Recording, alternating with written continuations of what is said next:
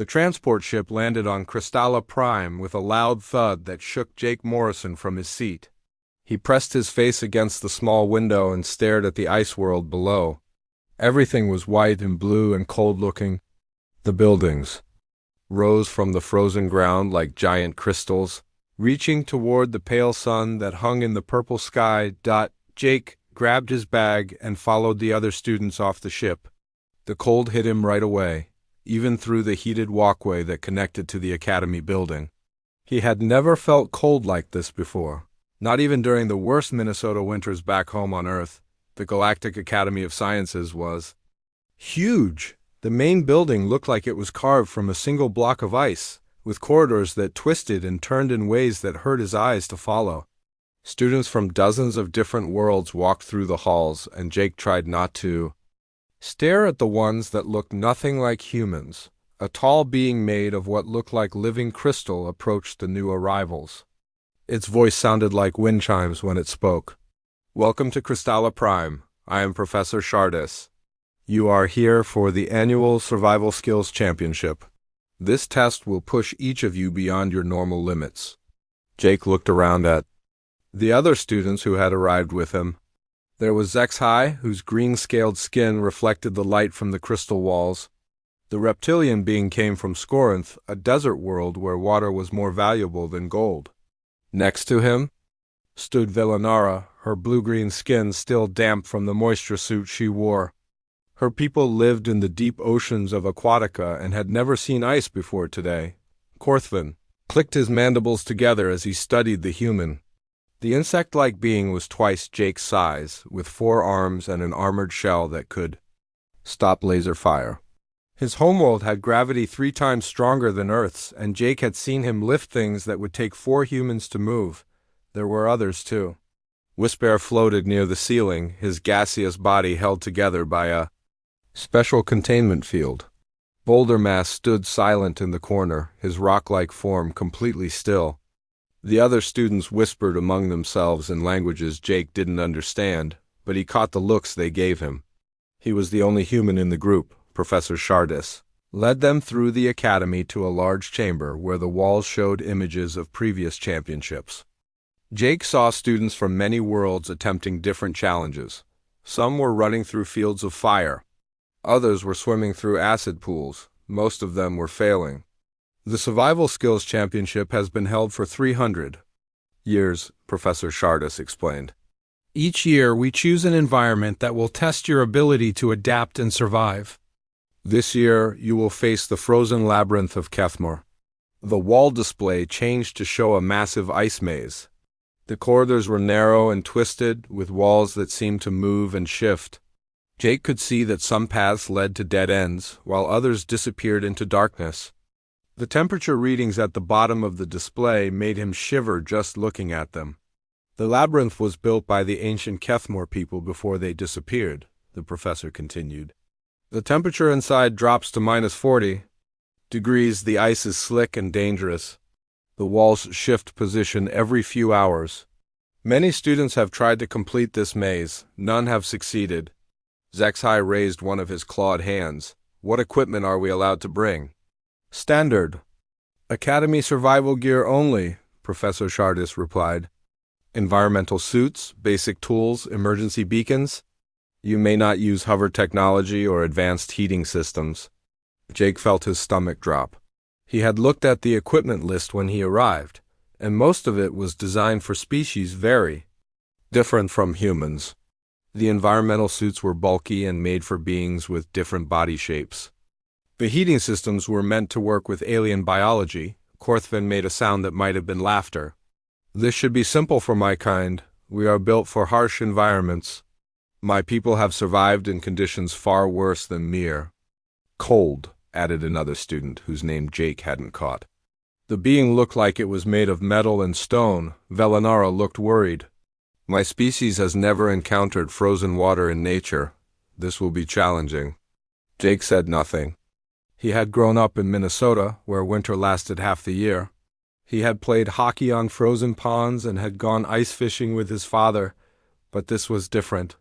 This was an actual test designed to push alien species to their limits.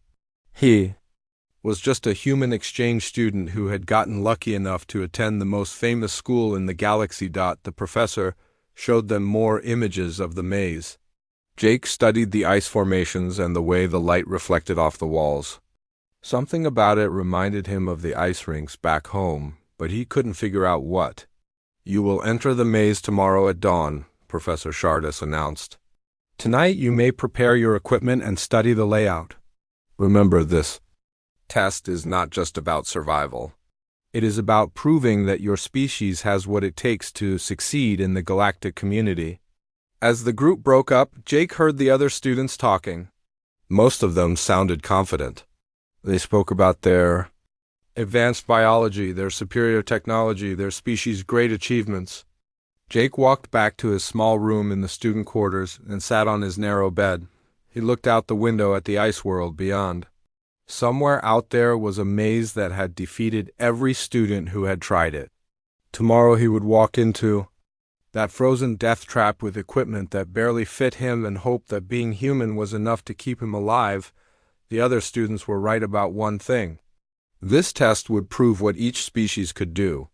Jake just hoped that what humans could do would be enough. Dawn came too soon on Crystalla Prime. The pale sun barely lifted above the horizon before Jake found himself standing with 23 other students at the entrance to the frozen labyrinth of Kethmore. The maze rose before them like a wall of blue-white ice, its surface smooth and deadly-looking. Jake pulled his environmental suit tighter around his body. The suit felt wrong on him. It was too loose in some places and too tight in others. The heating unit on his back hummed quietly, but he could already feel the cold seeping through the gaps where the suit didn't fit properly. Professor Shardus stood before the group, her crystal body reflecting the morning light. "You have 36 hours to complete the maze. Emergency beacons will transport you to safety if your life signs become critical. Those who give up may activate their beacons at any time. There is no shame in knowing your limits." HFY checked his equipment one more time. His environmental suit was sleek and fit his reptilian body perfectly. The heating system was built into his scales, and Jake could see small lights blinking green all along his arms. The desert dweller had spared no expense on cold weather gear. Velanara's suit was filled with a blue liquid that kept her amphibian skin moist. Special heaters warmed the fluid to the exact temperature of her ocean world. She moved slowly, testing each step to make sure her equipment worked properly. Korthvan needed no special suit. His natural armor was thick enough to protect him from the cold, and his 4 arms carried extra heating units and tools. The insectoid being looked confident as he flexed his powerful limbs. Jake looked down at his own gear. The heating unit was already making strange noises, and one of the temperature readings was flashing yellow. He had tried to adjust the suit the night before, but it was designed for beings with very different body shapes than humans. "Begin," Professor Shardus announced. The entrance to the maze was a narrow gap in the ice wall, barely wide enough for one being to pass through. As soon as Jake stepped inside, the temperature dropped like a stone. His breath came out in white clouds, and frost began forming on his faceplate. The other students moved carefully into the maze, their various heating systems glowing and humming. Jake could hear Velanara's suit making bubbling sounds as it worked to keep her warm. HFY's scales clicked against the ice walls as he tried to find grip on the slippery surface.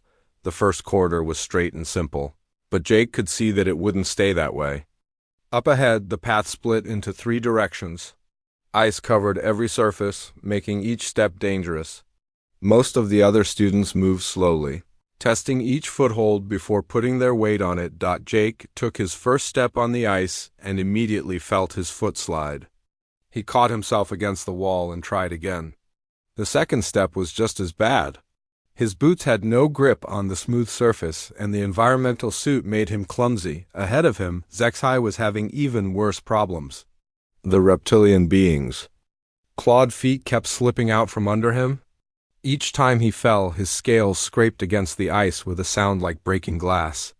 His heating system worked hard to keep his cold-blooded body warm, but Jake could see that the desert dweller was already struggling. Velanara moved like she was walking through thick mud. Her amphibian body was not built for solid ground, and the ice made everything worse. She fell twice in the first few meters, and each time it took her longer to get back up. Other students were having their own problems. A being made of living metal found that the cold made his joints stiff and hard to move. Another student, whose body was mostly gas, had to use extra energy to keep his containment field working in the low temperature, but it was Jake who surprised himself the most.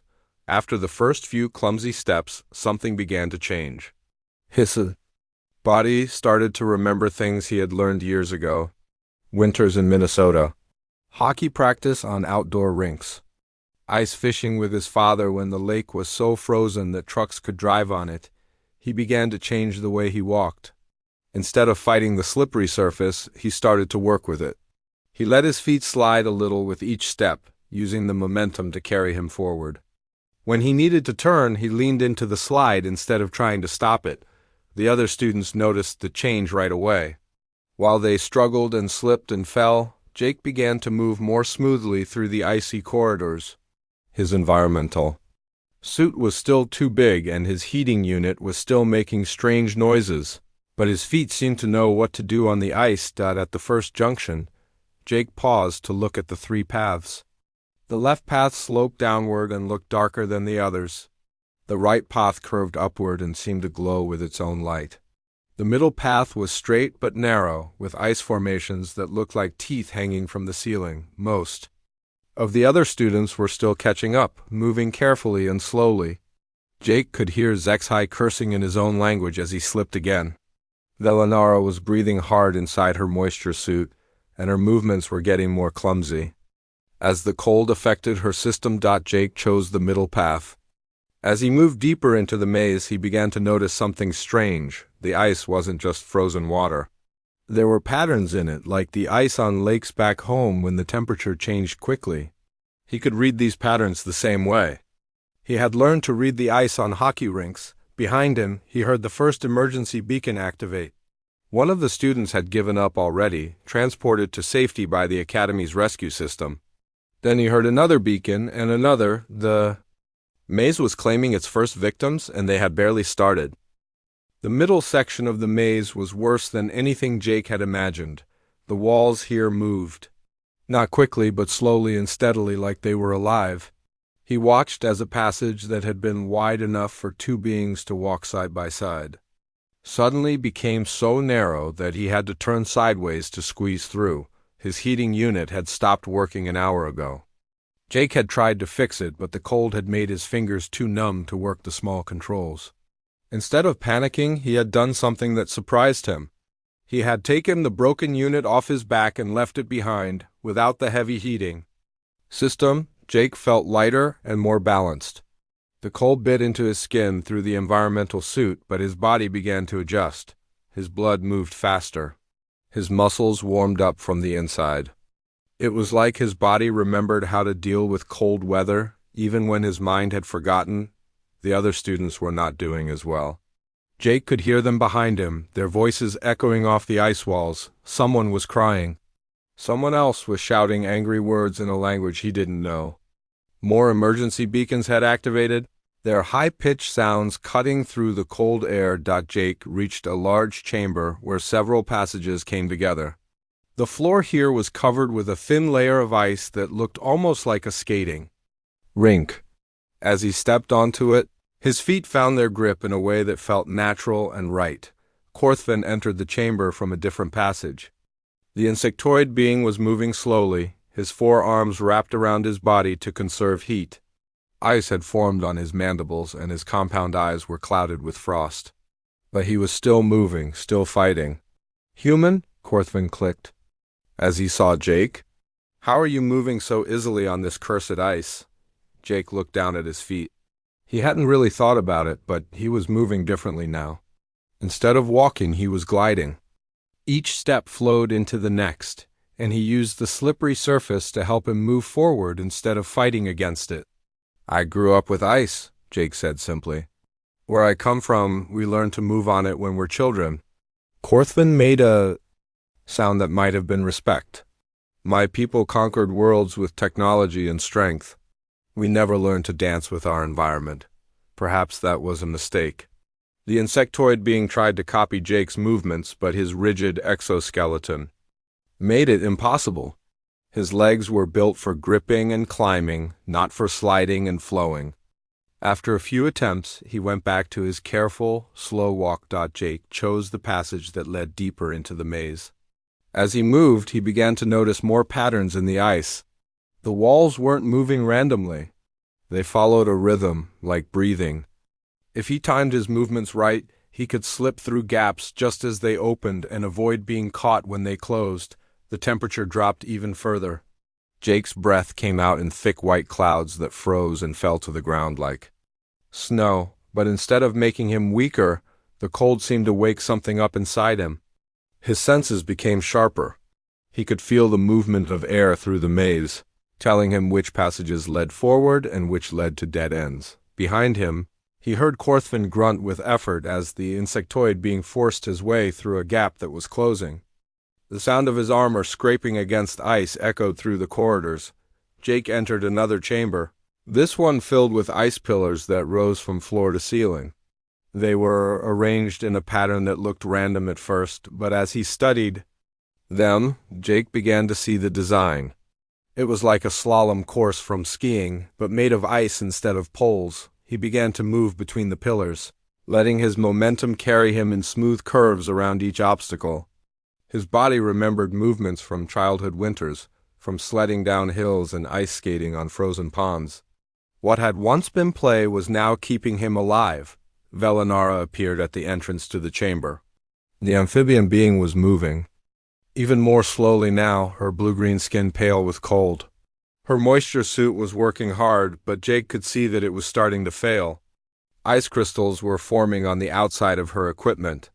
"Jake," she called out, her voice weak, "how are you doing this? My people have studied your species. Humans are supposed to be fragile in extreme environments." Jake paused between two ice pillars. "Maybe we're more than we look like," he said. "My ancestors lived through ice ages. They learned to survive when the whole world was frozen." He wanted to help Velinara, but he didn't know how. Her biology was too different from his. What worked for him might kill her. All he could do was continue forward and hope she would find her own way to survive. As Jake moved deeper into the pillar chamber, he realized something important. The maze wasn't trying to kill them with brutal force. It was testing them in a more subtle way. It wanted to see who could adapt, who could change, who could become something new when faced with impossible conditions. The other students were fighting the maze, trying to force their way through with technology and strength. But Jake was learning to work with it, to become part of it. He was starting to understand that the ice wasn't his enemy. It was his partner in a deadly dance that only one of them would finish. The final section of the maze opened before Jake like a nightmare made of ice. The chamber was enormous, stretching up so high that the ceiling disappeared into darkness. Ice pillars rose from the floor at strange angles, some straight, others twisted like frozen tornadoes. Between them, platforms of ice hung in the air, connected by bridges so thin they looked like they would break under the weight of a bird. But the worst part was the floor. It wasn't solid. Instead, it was made of ice panels that moved and shifted constantly. As Jake watched, an entire section flipped over, revealing a dark pit beneath. Another section slid sideways, carrying away chunks of ice that had fallen from above. The temperature here was colder than anything Jake had felt before. His environmental suit was covered with frost, and ice crystals formed in his nose and mouth with every breath. But his body had adapted to the cold now. His blood flowed fast and hot, keeping his muscles warm and ready. Only 5 students had made it this far. Jake could see them entering the chamber from different passages. Korthvin moved slowly, but steadily, his armor scratched and dented from the journey. Velinara stumbled as she walked, her moisture suit sparking and failing. But she was still alive and still fighting. WinsHFY floated near the ceiling, his gaseous body held together by a containment field that flickered and buzzed. The cold was making it hard for him to maintain his shape, and parts of his body kept drifting away before being pulled back by the field. Boulder mass entered from the left passage. his rock-like body showing cracks from the extreme temperature. Each step he took sent chips of stone falling to the floor. But he continued forward like an unstoppable mountain. Jake studied the moving floor and realized what he had to do. The panels weren't moving randomly. They followed a pattern, just like everything else in the maze. If he could read the pattern, he could predict where each panel would be when he needed it. He took his first step onto the shifting ice. The panel immediately began to tilt, but Jake was ready for it. He shifted his weight and used the tilt to launch himself toward the next panel. His feet touched down just as that panel began to slide sideways, and he rode it like a surfboard until he could jump to the next one. Behind him, he heard Korthvin attempt the same move. The insectoid being's heavy body crashed through the first panel, sending him tumbling into the pit below. His emergency beacon activated with a sharp beep, and he vanished in a flash of light as the Academy's rescue system pulled him to safety. Jake continued across the shifting floor, his movements becoming more fluid with each jump. He was skiing without skis, skating without skates, surfing on ice instead of water. Every winter sport he had ever learned was coming together in this one deadly dance. Velinara reached the edge of the moving floor and hesitated. Jake could see that she was afraid, and he didn't blame her. One wrong step would send her falling into the darkness below. "Follow my path," Jake called to her. "Step where I stepped. The panels will move the same way." She nodded and began to follow his route. Her amphibian body was not built for jumping and sliding, but she was smart and careful. She made it halfway across before her failing equipment finally gave out completely. Her moisture suit stopped working, and her skin began to dry out in the cold air. Jake saw her stumble and knew she was about to fall. Without thinking, he turned back and slid toward her, catching her arm just as she lost her balance. The sudden weight made them both slide toward the edge of the platform, but Jake managed to redirect their momentum toward a stable ice pillar.